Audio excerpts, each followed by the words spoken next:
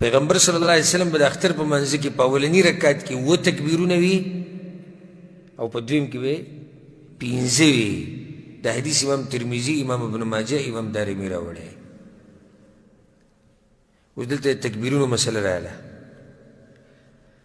هغه تکبیرونه چې هغې ته زواید وایي، زیاتي تکبیرونه د اختر په منځ کې شته که دې کې د علماو 2 قوله دي چې څو تکبیرونه دي. جمهور العلماء دا وایي، جمهور العلماء، اکثر علماء او د 3 مذهبونو عالم، موږ ته خلک وایي تاسو مذهبونه نه منئ که نه، 3 مذهبونو عالم دا وایي. او دا قول د عمر بن الخطاب، علي بن ابي طالب، ابو سعيد الخدري، ابو هريره، عبد الله بن عمر، عبد الله بن عباس رضي الله عنه، او د مدینه فقهاء 7 او امام بخاري، امام ابن تيميه، شيخ ابن باز، شيخ ابن عثيمين، او جمهور العلماء، اکثر علماء دا قول دی چې په اولني رکعت کې 7 تکبیرونه دي او په دویم کې 15 دي. په اولني کې د تکبیر تحریمي نه بعد دي او د قرت نه مخکې دي، او په دویم رکعت کې چې ورته ودرېدي او تکبیر دې وکړو د هغې نه بعد او د قرت نه مخکې بیا 15 دي. دویم قول دا دی چې د امام ابو حنیفه رحمه الله قول دی او د بعضو علماو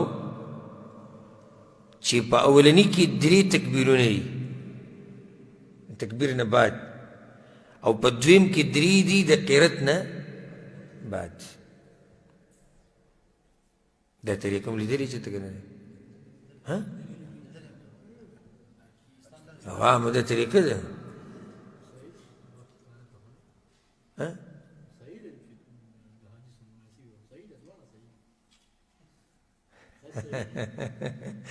نو مسله خو واوره که نه اول خو مسله واوره. زما تاسو نه تپوس کوم ما دا طریقه تاسو ته معلومه ده که نه ده، نو بعضو تعجب وکړو عامه دا طریقه کې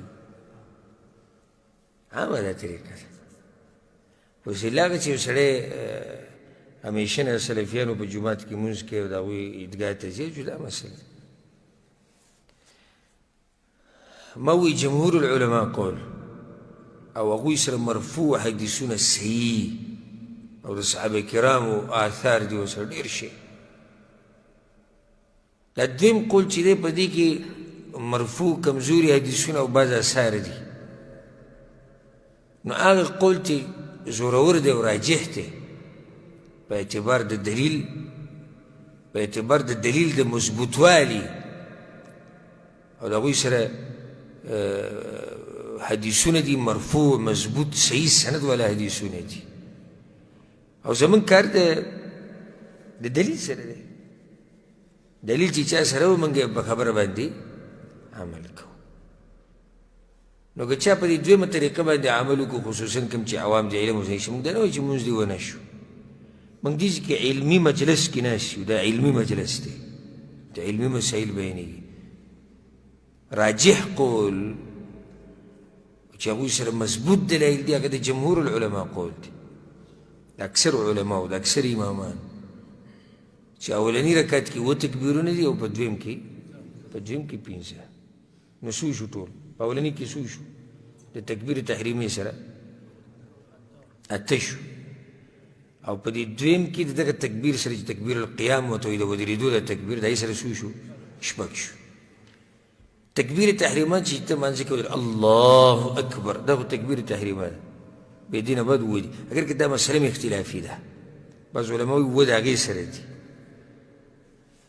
هو الله اعلم، دلایلونه دې سره ښکاري.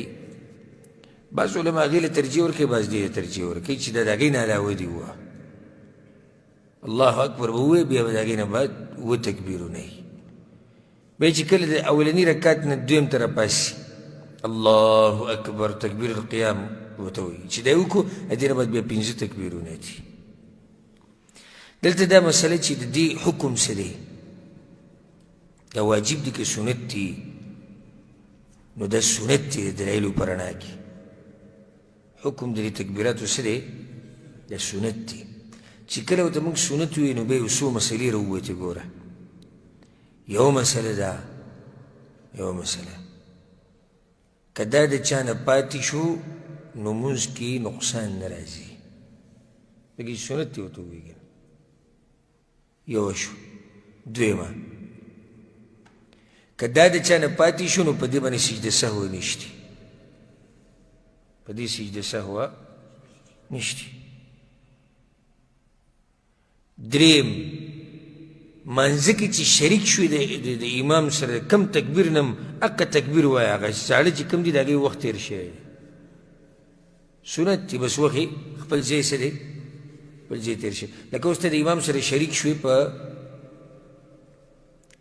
څلورم تکبیر کې بس د دې نه بعد چې کم دی هغه د سره ووایه او هغه شاته چې هغه څه شو هغه پاتې شو ولې پاتې شو سنت دی سنت دی او زید هغه سنتو څه شو لړ پاتې شو چې زی پاتې شو هغه سنت هم پاتې شو پوه شوې په دې خبره په دې باندې ډېر مولیان هم نه پوهېږي ما تاسو ته یو قصه کړې وه یو مولوي صاحب اختر مونځ یې کوو هلته ملک کې د تکبیرونه تېر شو نو بیا خو خلک هم غلي پاتې شوي دي څو غریبان هلته ما تاسو ته وایي چې د اکثر مسلې په دې خلک نه پوهېږي تکبیرونه تېر شو په دې تحیت باندې ناست سلام یې ګرځو دکه ټیم الو مه روه تکبیرونه یې دي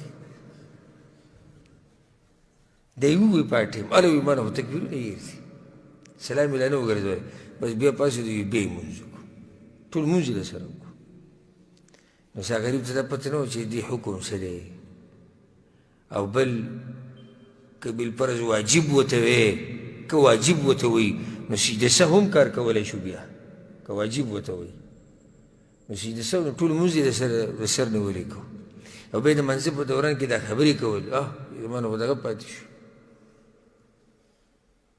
نو دا اهمې مسلې یادې کړي